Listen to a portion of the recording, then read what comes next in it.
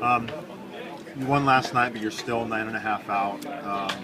Where do you stand here as far as a read on the team and as time starts to get closer to the... You know, continue to be in a bit of a disappointing stretch right now. I know there's frustration in the clubhouse. It's obviously frustration amongst fans and staff.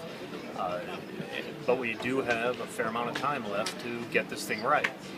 We've been saying that for a while now, and it is obviously time to get going if we're going to make that run. But despite the frustration and the disappointment thus far, I don't think there's a reason to believe this is going to continue. I know guys are doing everything in their power in terms of preparation, in terms of trying to make adjustments to stem the tide of defeats that we've had recently, and hopefully last night was the start of it.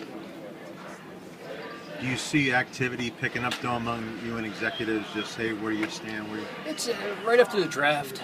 Traditionally, they start having a little bit more dialogue, and this year's been no exception. And you know, given the way we've played thus far, it's not a real surprise that we've had some phone calls from more of the vulture type phone calls, the type that traditionally we're more accustomed to making.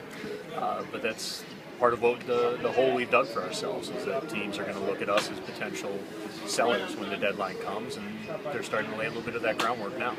How did Jake's injury change the whole landscape? First of all, just how you look at this team heading into July 31st and what it means, you know, long term. Well, we're hoping.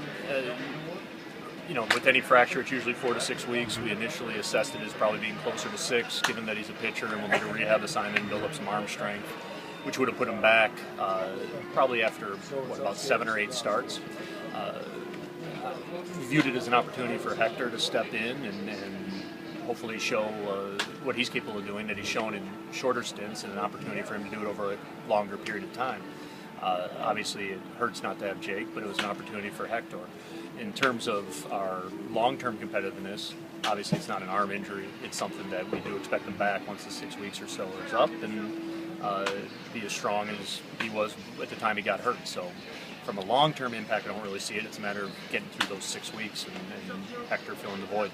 Are you pleased with at least the effort and how guys are trying to execute what have been told to do since? I'm not pleased with the execution. I don't think the players themselves are pleased with the execution. In terms of the preparation and making sure that the right conversations are taking place, yes, I am pleased. Unfortunately, that hasn't converted into wins or proper execution on the field, which is frustrating for everybody. I know, having witnessed firsthand, having been part of some of the conversations with players, having been in the coach's room, it's not for lack of effort, it's not for lack of being given the information in terms of what our expectations are.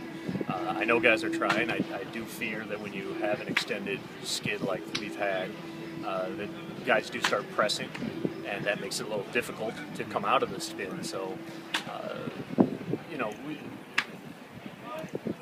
it's tough when you're not executing defensively and when you're not scoring runs. You're asking a lot of your pitching staff. To their credit, day in and day out, they put us in a position to win. You can't ask anything more of that.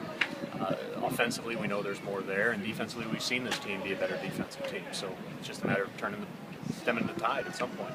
Do you obviously